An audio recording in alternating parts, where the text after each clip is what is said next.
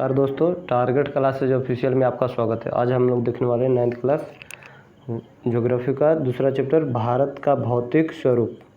भारत का भौतिक स्वरूप। तो चलिए स्टार्ट करते हैं।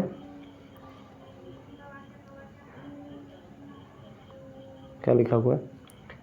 जैसा कि आप जानते हैं कि भारत विभिन्न स्थलाकृतियों वाला एक विशाल देश है। आप किस प्रकार के क्षेत्र या भूभाग में रहते हैं, ये प्रश्न किया गया है। यदि आप मैदानी क्षेत्र में रहते हैं तो आप वहां के दूर तक फैले विशाल मैदानों से परिचित होंगे, और यदि पर्वतीय क्षेत्र के निवासी हैं तो आप पर्वतीय ढलानों और घाटियों से भली भांति परिचित होंगे। वास्तव में हमारे देश में हर प्रकार की भू आकृतियाँ पाई जाती है। सही बात है कि हमारे देश में हर प्रकार की भू आकृतियाँ पाई जाती है, जैसे पर्वत, मैदान, मरुस्थल, पठार, द्वीप समूह।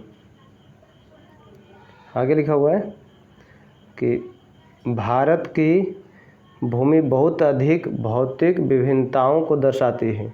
भूगर्भीय तौर पर प्रायद्वीपीय पठार पृथ्वी की सतह का प्राचीनतम भाग है। भूगर्भीय तौर पर प्रायद्वीपीय पठार पृथ्वी की सतह का प्राचीनतम भाग है। इसे भूमि का एक बहुत ही स्थिर भाग माना जाता है, यानी प्रायद्वीपीय पठार को स्थिर भाग माना जाता है, परंतु हाल के भूकंपों ने इसे गलत साबित किया है। हाल के भूकंपों ने इसे क्या किया है? गलत साबित किया है कि प्रायद्वीपीय पठार एक बहुत ही स्थिर भाग माना जाता है। हिमालय एवं उत्तरी मैदान हाल में बनी स्थलाकृतियाँ हैं। हिमालय एवं उत्तरी मैदान हाल में बनी क्या है? स्थलाकृतियाँ, यानी नई है। भूगर्भ वैज्ञानिकों के अनुसार हिमालय पर्वत एक अस्थिर भाग है। हिमालय पर्वत कैसे भाग है? एक अस्थिर भाग है। हिमालय की पूरी पर्वत श्रृंखला एक युवा पर स्थलाकृति को दर्शाती है, जिसमें ऊंचे शिखर, गहरी घाटियाँ, तेज बहने वाली नदियाँ आदि हैं। इसमें देख लेते हैं थोड़ा सा फिगर को। फिगर में भारत के उत्तर पश्चिम में क्या है? हिंदू कुश पर्वत, और उत्तर पूर्व इधर है हिंदू कुश और क्या है? कुनलुन श्रेणी, और ऊपर में क्या है? पमीर का पठार। उसके बाद काराकोरम, लद्दाख, जास्कर और पीर पंजाब। धौलाधर शिवालिका है, ये शिवालिका है। आगे देखते हैं।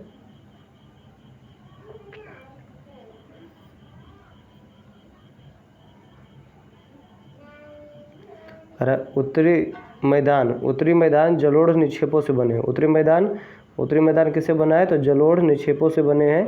प्रायद्वीपीय पठार किसे बना है? तो आग्नेय तथा रूपांतरित शैलों वाली कम ऊंची पहाड़ियों एवं चौड़ी घाटियों से बना हुआ है।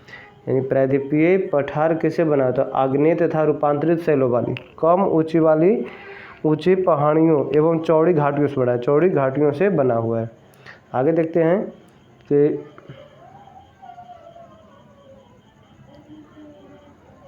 मुख्य भौगोलिक वितरण। भारत की भौगोलिक आकृतियों को निम्नलिखित वर्गों में विभाजित किया जा सकता है। पहला क्या है? हिमालय पर्वत श्रृंखला। दूसरा उत्तरी मैदान। तीसरा प्रायद्वीपीय पठार। चौथा भारतीय मरुस्थल। चौथा क्या है? भारतीय मरुस्थल। पांचवा तटीय मैदान, और छठा द्वीप समूह। ये क्या है कि पढ़ते हैं? पहला हिमालय पर्वत श्रृंखला। तो हिमालय पर्वत श्रृंखला के बारे में देखते हैं। हिमालय पर्वत तो भारत की उत्तरी सीमा पर, हिमालय पर्वत क्या है? भारत की उत्तरी सीमा पर विस्तृत हिमालय भूगर्भीय रूप से युवा एवं बनावट के दृष्टिकोण से बलित पर्वत। क्या लिख रहा है कि ये भूगर्भीय रूप से युवा है। भूगर्भीय रूप से हिमालय क्या है? युवा है, और बनावट के दृष्टिकोण से क्या है? वलित पर्वत। बनावट के दृष्टिकोण से बलित पर्वत श्रृंखला है। ये पर्वत श्रृंखला पश्चिम पूर्व दिशा में सिंधु से लेकर ब्रह्मपुत्र तक फैली। यानी पश्चिम से लेकर के कहाँ तक फैली है? तो पूर्व में सिंधु से लेकर के ब्रह्मपुत्र नदी। पश्चिम में सिंधु नदी है, और पूर्व में कौन सी नदी है? तो ब्रह्मपुत्र नदी है। हिमालय विश्व की सबसे ऊंची पर्वत श्रेणी। हिमालय विश्व की क्या है? सबसे ऊंची पर्वत श्रेणी। विश्व की सबसे ऊंची पर्वत श्रेणी कौन सी है? हिमालय। और एक अत्यधिक असम अवरोधों में से एक है। असम अवरोधों में से एक है। ये मतलब अवरोध है, ठंडी हवा को भारत में आने से रोकता है। ये 2400 किलोमीटर की लंबाई में फैले हैं। एक अर्धवृत्त का निर्माण करते हैं। यानी हिमालय पर्वत की लंबाई कितनी है? 2400 किलोमीटर। इसकी चौड़ाई कश्मीर में 400 किलोमीटर। कश्मीर में कितनी है? तो कश्मीर में 400 किलोमीटर और अरुणाचल प्रदेश में 150 किलोमीटर। अरुणाचल प्रदेश में 150 किलोमीटर। पश्चिमी भाग की अपेक्षा पूर्वी भाग की ऊंचाई में अधिक विविधता पाई जाती है। पश्चिमी भाग की अपेक्षा पूर्वी भाग की ऊंचाई में अधिक क्या पाई जाती है? विविधता, यानी पूर्वी भाग में अधिक विविधता पाई जाती है। अपने पूरे देशांतरीय विस्तार के साथ हिमालय को 3 भागों में बांटा जा सकता है। इन श्रृंखलाओं के बीच बहुत अधिक संख्या में घाटियां पाई जाती हैं। क्या लिख रहा है कि इन श्रृंखलाओं के बीच बहुत अधिक, यानी हिमालय की 3 श्रेणियाँ हैं। हिमालय की श्रेणियों के बीच बहुत अधिक संख्या में क्या पाई जाती है? घाटियाँ पाई जाती है। सबसे उत्तरी भाग में स्थित श्रृंखला को महान या आंतरिक हिमालय, सबसे उत्तरी भाग में स्थित श्रृंखला को क्या कहते हैं? महान या आंतरिक हिमालय, महान या आंतरिक हिमालय या हिमाद्री कहते हैं। यह सबसे अधिक सतत मतलब कंटिन्यूअस है, जिसमें 600 मीटर की औसत ऊंचाई वाले सर्वाधिक ऊंचे शिखर है। 600 नहीं बल्कि 6000 मीटर की औसत ऊंचाई वाले सर्वाधिक ऊंचे शिखर है। इसमें हिमालय के सभी मुख्य शिखर है। हिमालय के कुछ ऊंचे शिखर है, देख लेते हैं। ऊंचे शिखर है और किस देश में है और कितनी ऊंचाई है? तो माउंट एवरेस्ट कहाँ है? नेपाल में। माउंट एवरेस्ट कहाँ है? नेपाल में। इसकी ऊंचाई है 8848 मीटर। कंचनजंगा कहाँ है? भारत में। इसकी ऊंचाई कितना है? 8598 मीटर। 8598 मीटर। मकालू कहाँ है? नेपाल। इसकी ऊंचाई है 8481 मीटर। धौलागिरी नेपाल में है। इसकी ऊंचाई 8172। नंगा पर्वत भारत में है। इसका ऊंचाई 8126। अन्नपूर्णा नेपाल 8078। नंदा देवी भारत 7817। कामेट भारत 7756। नामचा बरुआ भारत में 7756।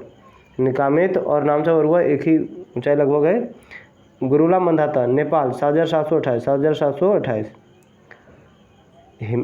महान हिमालय के वलय की प्रकृति असममित है। हिमालय के इस भाग का क्रोड ग्रेनाइट बना हुआ है। हिमालय के इस भाग का क्रोड, हिमाद्री के क्रोड किसका बना होता है?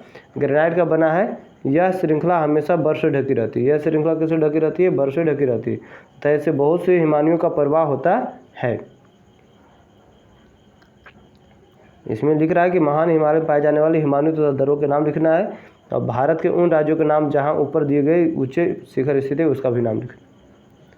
आगे देख लेते हैं हिमाद्री के दक्षिण में स्थित श्रृंखला सबसे अधिक असम है।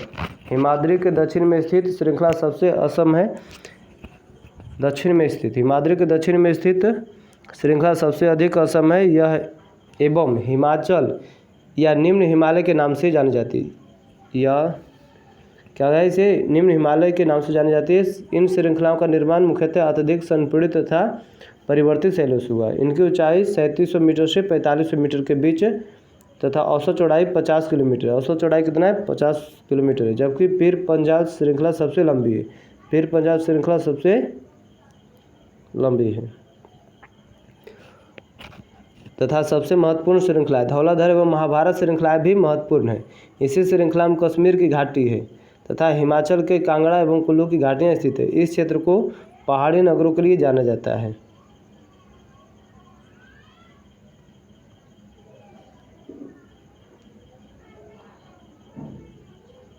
एटलस से मसूरी, नैनीताल एवं रानीखेत की स्थिति देखें तथा उन राज्यों के नाम लिखें जहां वे स्थित है। यानी मसूरी कहाँ है, नैनीताल कहाँ है, रानीखेत क्या है, ये एटलस पर देखना है और राज्य का क्या करना है, उसके सामने नाम लिखना है। आगे देखना है कि हिमालय की सबसे बाहरी श्रृंखला को क्या कहते हैं? शिवालिक कहा जाता है। इनकी चौड़ाई 10 से 50 किलोमीटर। शिवालिक की चौड़ाई कितना है? 10 से 50 किलोमीटर तथा ऊंचाई 900 से 1100 मीटर के बीच है। ये श्रृंखलाएं उत्तर में स्थित मुख्य हिमालय की श्रृंखलाओं से नदियों द्वारा लाई गई असंपीड़ित अवसादों से बनी है। क्या लिख रहा है कि ये श्रृंखलाएं उत्तर में स्थित मुख्य हिमालय की श्रृंखलाओं से नदियों द्वारा लाई गई असंपीड़ित अवसादों से बनी है। ये घाटियां बजरी तथा जलोढ़ की मोटी परत से ढकी हुई है। निम्न हिमालय तथा शिवालिका के बीच, निम्न हिमालय तथा शिवालिका के बीच में स्थित लंबवत घाटी को किस नाम से जाना जाता है? तो दून के नाम से जाना जाता है। कुछ प्रसिद्ध दून है जैसे देहरादून, कोटली दून एवं पाटली दून। इसे फिगर पूरा दिया हुआ है कि ये सुलेमान श्रेणी है, इधर हिंदू कुश, कुल्लू श्रेणी है, पामीर ग्रंथि, काराकोरम,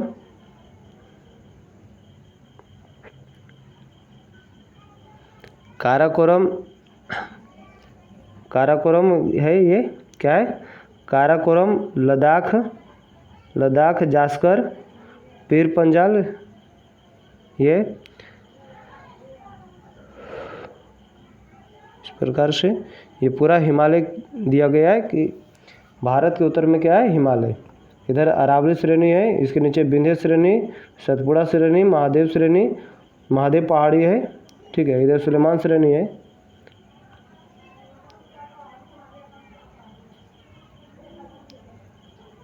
ये पूर्वी घाट है और इधर पश्चिमी घाट।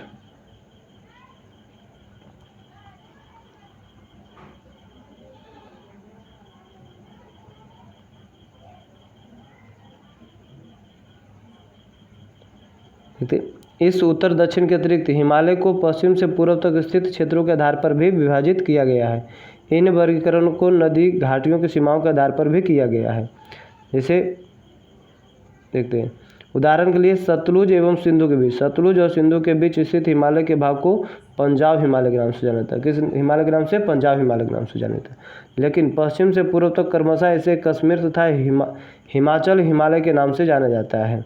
सतलुज तथा काली नदियों के बीच, सतलुज तथा काली नदियों के बीच स्थित हिमालय को कुमाऊं हिमालय, कौन हिमालय? कुमाऊं हिमालय के नाम से जाना जाता है।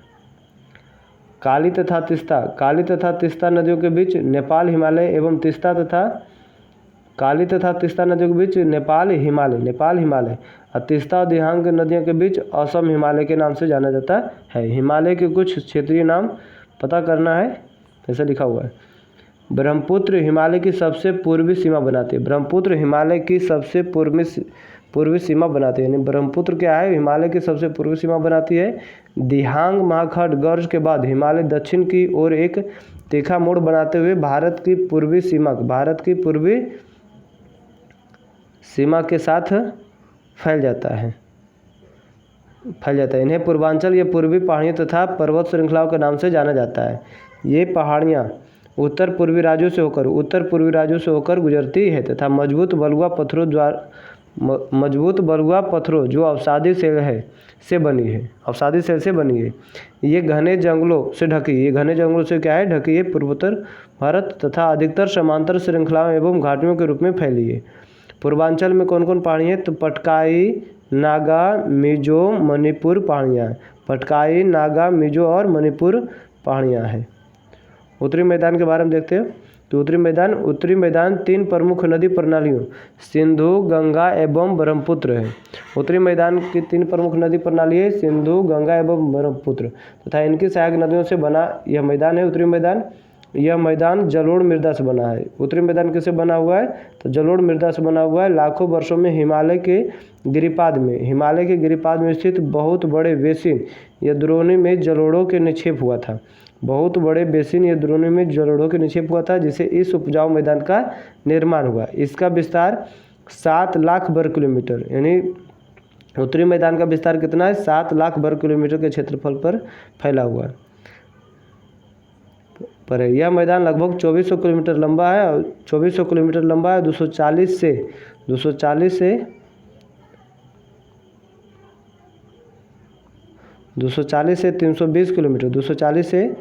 320 किलोमीटर चौड़ा है। यह सघन जनसंख्या वाला भौगोलिक क्षेत्र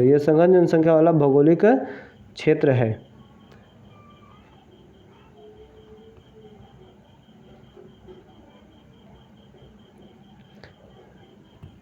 यह सघन वाला क्या है? यह सघन जनसंख्या वाला भौगोलिक क्षेत्र है।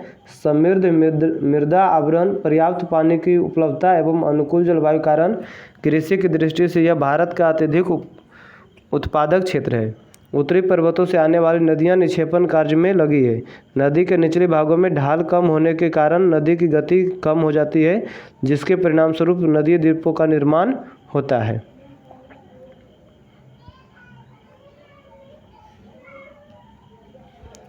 नदियाँ अपने निचले भाग में गाद एकत्र हो जाने के कारण बहुत सी धाराओं में बढ़ जाती है। इन धाराओं को वितरिकाएँ कहा जाता है। यानी नदियाँ अपने निचले भाग में गाद एकत्र हो जाने के कारण बहुत सी धाराओं में बढ़ जाती है। इन धाराओं को क्या कहा जाता है? तो वितरिकाएँ कहा जाता है।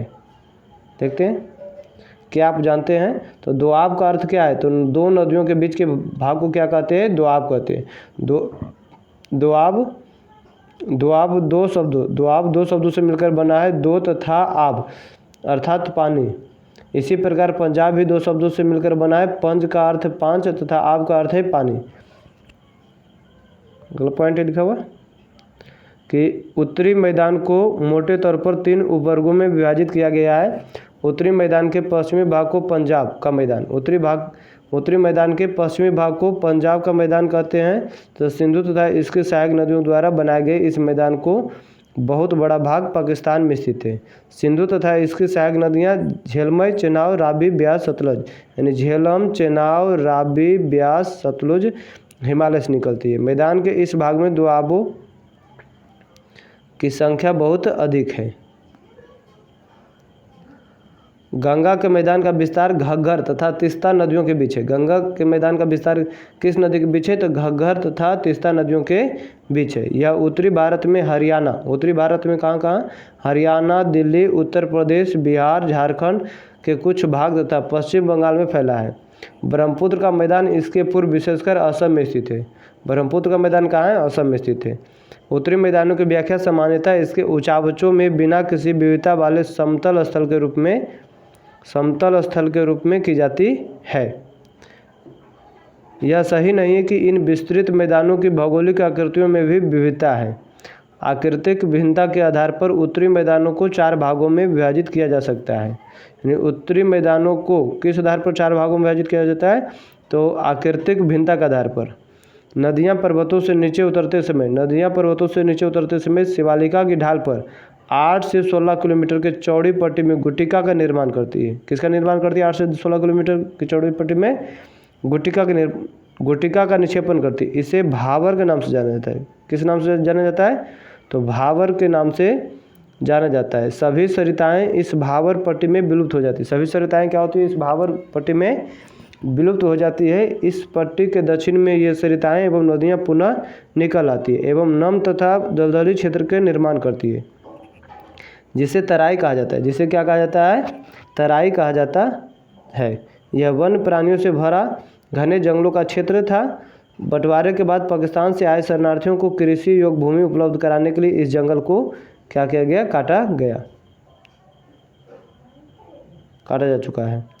आगे लिखा है कि इस क्षेत्र के दुधवा राष्ट्रीय पार्क की स्थिति ज्ञात कीजिए। इस क्षेत्र के दुधवा राष्ट्रीय पार्क की स्थिति को ज्ञात करना है। आगे पॉइंट लिखा हुआ कि उत्तरी मैदान का सबसे विशालतम भाग पुराने जलोढ़ का बना है। उत्तरी मैदान का सबसे विशालतम भाग पुराने जलोढ़ का बना है। वे नदियों के बाढ़ वाले मैदान के ऊपर स्थित हैं तथा वेदिकाएं जैसी आकृति प्रदर्शित करती है। इस भाग को भांगर के नाम से जाना जाता है। इस क्षेत्र की मृदा में चूनेदार निक्षेप पाए जाते हैं, जिसे स्थानीय भाषा में क्या कहा जाता है? कंकड़ कहा जाता है। बाढ़ वाले मैदानों के नए तथा युवा निक्षेपों को खादर कहा जाता है। बाढ़ वाले मैदानों को नए तथा युवा निक्षेपों को क्या कहा जाता है? खादर कहा जाता है। इनका लगभग प्रत्येक वर्ष पुनर्निर्माण होता है, इसलिए ये उपजाऊ होते हैं तथा गहन खेती के लिए आदर्श होते हैं। प्रायद्वीपीय पठार के बारे में देखते हैं। प्रायद्वीपीय पठार एक मेज की आकृति वाला स्थल है। प्रायद्वीपीय पठार कैसा है? तो एक मेज की आकृति वाला स्थल है जो पुराने क्रिस्टलीय, आग्नेय तथा रूपांतरित शैलों से बना है। यह गोंडवाना भूमि के टूटने एवं अपवाह के कारण बना था। यही कारण है कि यह प्राचीनतम भूभाग का एक हिस्सा है। इस पठारी भाग में चौड़ी तथा छिछली घाटियाँ एवं गोलाकार पहाड़ियाँ हैं। इस पठार के दो मुख्य भाग हैं। इस पठार के दो मुख्य भाग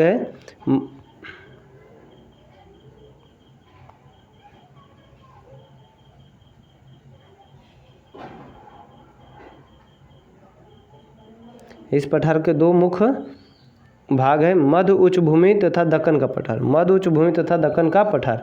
नर्मदा नदी के उत्तर में प्रायद्वीपीय पठार का, नर्मदा नदी के उत्तर में प्रायद्वीपीय पठार का वह भाग जो कि मालवा के पठार के अधिकतर भागों पर फैला है उसे मध्य उच्च भूमि के नाम से जाना जाता है।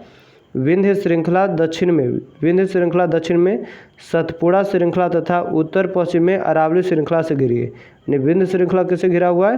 तो विंध्य श्रृंखला दक्षिण में सतपुड़ा और उत्तर पश्चिम में कौन है? अरावली। उत्तर पश्चिम में अरावली से घिरा हुआ है विंध्य श्रृंखला। पश्चिम में यह धीरे धीरे राजस्थान के बलुई तथा पथरीली मरुस्थल में से मिल जाता है। इस क्षेत्र में बहने वाली नदियाँ कौन कौन है? तो चंबल, सिंध, बेतवा, केन दक्षिण पश्चिम से उत्तर पूर्व की तरफ बहती है। इस प्रकार वे इस क्षेत्र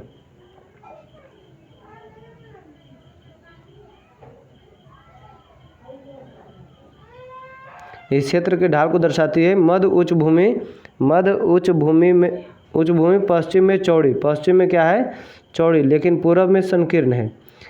इस पठार के पूर्वी विस्तार को स्थानीय रूप से बुंदेलखंड, मध्य उच्च भूमि के पूर्वी विस्तार को स्थानीय रूप से बुंदेलखंड तथा बघेलखंड के नाम से जाना जाता है। इसके और पूर्व के विस्तार को दामोदर नदी द्वारा अपवाहित छोटा नागपुर पठार दर्शाता है। दक्षिण का पठार एक त्रिभुजाकार भूभाग है जो नर्मदा नदी के दक्षिण में स्थित है। उत्तर में इसके चौड़े आधार पर सतपुड़ा की श्रृंखला है, जबकि महादेव, कैमूर की पहाड़ी तथा मैकाल श्रृंखला इसके पूर्वी विस्तार है। भारत के भौतिक मानचित्र पर इन पहाड़ियों एवं श्रृंखलाओं की स्थिति को ज्ञात करना है। दक्षिण का पठार पश्चिम में ऊंचा एवं पूर्व की ओर कम ढाल वाला है। इस पठार का एक भाग उत्तर पूर्व में भी देखा जाता है, जिसे स्थानीय रूप से मेघालय कार्बी एंगलोंग पठार तथा उत्तर कचार पहाड़ी के नाम से जाना जाता है। उत्तर पूर्व में भी देखा जाता है, जिसे स्थानीय रूप से मेघालय पठार, कार्बी एंगलोंग पठार तथा उत्तर कचार पहाड़ी के नाम से जाना जाता है। यह एक भ्रंश के द्वारा छोटा नागपुर पठार से अलग हो गया है। अलग हो गया है। ये तीनों मेघालय, कार्बी एंगलोंग पठार तथा उत्तर कचार पहाड़ी। पश्चिम से पूर्व की ओर तीन महत्वपूर्ण श्रृंखलाएं गारो खासी जयंतियाँ। दक्षिण के पठार के पूर्वी एवं पश्चिमी सिरे पर क्रमशः पूर्वी तथा पश्चिमी घाट स्थित है। दक्षिण के पठार के पूर्व में पूर्वी घाट है और पश्चिम में पश्चिमी घाट है। पश्चिमी घाट पश्चिमी तट के समांतर स्थित है। वे सतत है तथा उन्हें केवल दर्रों के द्वारा ही पार किया जा सकता है। पश्चिमी घाट कैसी है? सतत तथा उन्हें केवल दर्रों के द्वारा ही पार किया जा सकता है। भारत के भौतिक मानचित्र में थाल घाट, भोर घाट तथा पाल घाट की स्थिति को ज्ञात करना है। पश्चिम घाट पूर्वी घाट की अपेक्षा ऊंचे हैं। पश्चिमी घाट पूर्वी घाट की अपेक्षा कैसी है? ऊंचे हैं। पूर्वी घाट के 600 मीटर की औसत ऊंचाई की तुलना में पश्चिमी घाट की ऊंचाई 900 से 1600 मीटर है। यानी पूर्वी घाट की औसत ऊंचाई कितना है? 600 मीटर, लेकिन पश्चिमी घाट की औसत ऊंचाई 900 से 1600 मीटर है। पूर्वी घाट का विस्तार महानदी घाटी से दक्षिण में नीलगिरी तक है। पूर्वी घाट का विस्तार सतत नहीं है। पूर्वी घाट का विस्तार कैसा है? सतत नहीं, ये अनियमित है एवं बंगाल की खाड़ी में गिरने वाली नदियों ने इनको काट दिया है। पश्चिमी घाट में पर्वतीय वर्षा होती है। पश्चिमी घाट में कैसी वर्षा होती है? पर्वतीय वर्षा होती है। यह वर्षा घाट के पश्चिमी ढाल पर आर्द्र हवा के टकराकर ऊपर उठाने के कारण होती है। पश्चिमी घाट को विभिन्न स्थानीय नामों से जाना जाता है। पश्चिमी घाट की ऊंचाई उत्तर से दक्षिण की ओर बढ़ती जाती है। इस भाग के शिखर ऊंचे जैसे अनायमुड़ी की ऊंचाई कितना है? 2695। दोदा बेटा की ऊंचाई 2633। पूर्वी घाट का सबसे ऊंचा शिखर कौन है? महेंद्रगिरी। पूर्वी घाट का सबसे ऊंचा शिखर महेंद्रगिरी है, जिसकी ऊंचाई 1500 मीटर है। पूर्वी घाट के दक्षिण पश्चिम पूर्वी घाट इधर है, तो इसका दक्षिण पश्चिम में सेवराय तथा जावेड़ी की पहाड़ियाँ स्थित है। उड़ंग मंडलम, जिसे ऊटी के नाम से जाना जाता है, उड़ंगमंडलम जिसे ऊटी के नाम से जाना जाता है तथा कोडाइकनाल जैसे प्रसिद्ध पहाड़ी नगरों की स्थिति मानचित्र में ज्ञात करना है। प्रायद्वीपीय पठार की एक विशेषता यहाँ पाई जाने वाली काली मृदा है जिसे दक्कन ट्रैप के नाम से भी जाना जाता है। इसकी उत्पत्ति ज्वालामुखी से हुई इसलिए इसके शैल आग्नेय है। वास्तव में इन शैलों का समय के साथ अपरदन हुआ जिनसे काली मृदा का क्या हुआ है,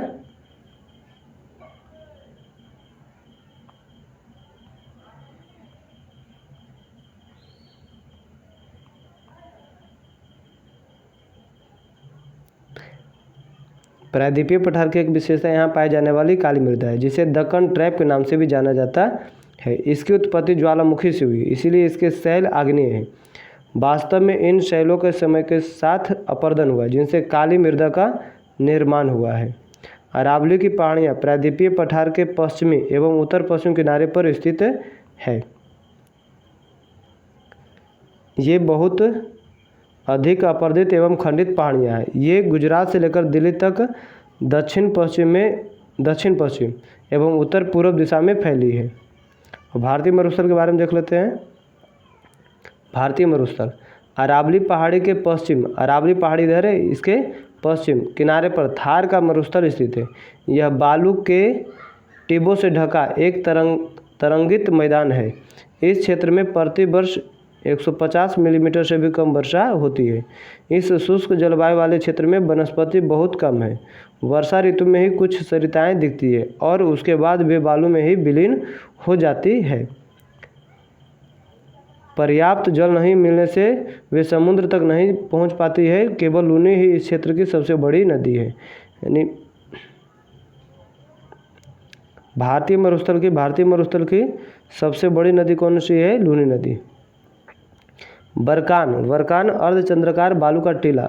वर्कान क्या है? तो अर्धचंद्राकार बालू का टीला का विस्तार बहुत अधिक क्षेत्र पर होता है, लेकिन लंबवत टीले भारत पाकिस्तान सीमा के समीप प्रमुखता से पाए जाते हैं। यदि आप जैसलमेर जाएं तो वर्कान के समूह देख सकते हैं।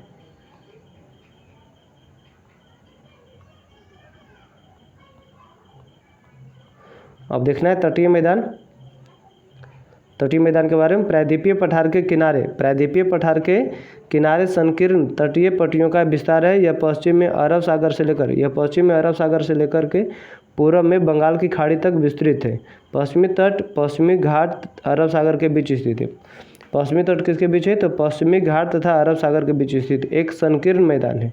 इस मैदान के 3 भाग हैं। तट के उत्तरी भाग को क्या कहते हैं? कोंकण तट, मुंबई तथा गोवा के बीच। मध्य भाग को कन्नड़ मैदान एवं दक्षिणी भाग को मालाबार तट कहा जाता है। बंगाल की खाड़ी के साथ विस्तृत मैदान चौड़ा एवं समतल है।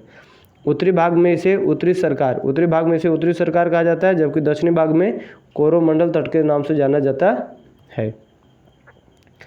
बड़ी नदियां जैसे महानदी, गोदावरी, कृष्णा तथा कावेरी इस तट पर विशाल डेल्टा का निर्माण करती है। चिल्का झील पूर्वी तट पर स्थित एक महत्वपूर्ण भूलक्षण है।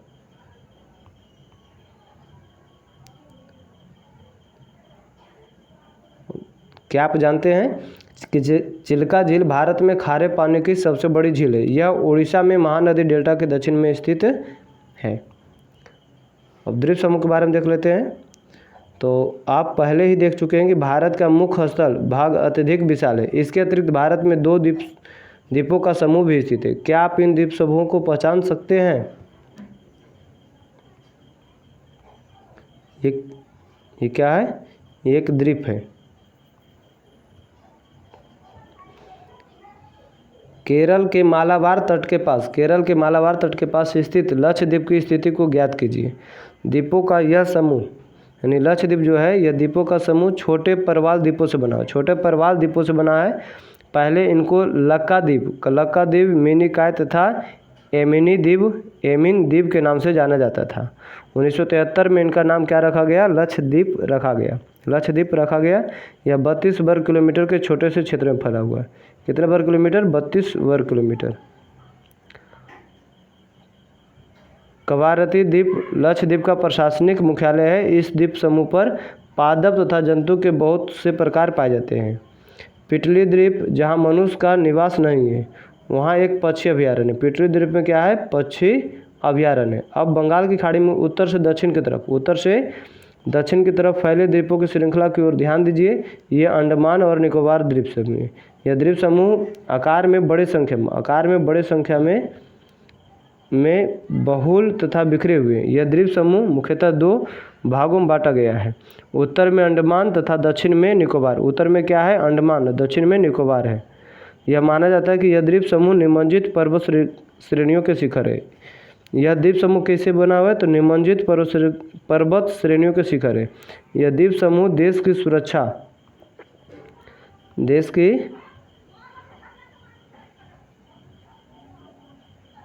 सुरक्षा के लिए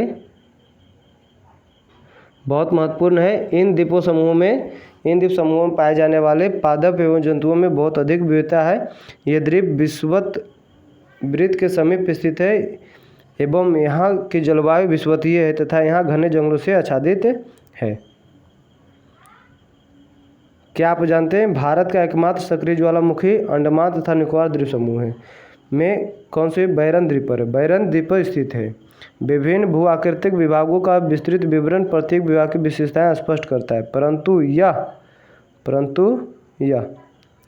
स्पष्ट है कि ये विभाग एक दूसरे के पूरक हैं और वे देश को प्राकृतिक संसाधनों में समृद्ध बनाते हैं। उत्तरी पर्वत जल एवं वनों के प्रमुख स्रोत है। उत्तरी मैदान देश के अन्न भंडार है। उत्तरी मैदान देश के क्या है? अन्न भंडार।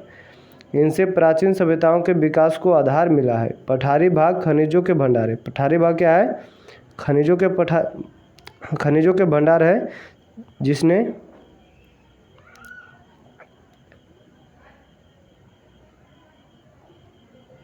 इनसे प्राचीन सभ्यताओं के विकास को आधार मिला है। पठारी भाग खनिजों का भंडार है जिसने देश के औद्योगिक में विशेष भूमिका निभाई है। तटीय क्षेत्र तटीय क्षेत्र क्या है? मत्स्य और पोत संबंधी क्रियाकलापों के लिए उपयुक्त स्थान है। इस प्रकार देश की विविध भौतिक आकृतियों भविष्य में विकास की अनेक संभावनाएं प्रदान करती है। छूट गया था परवाल के बारे में, देख लेते हैं।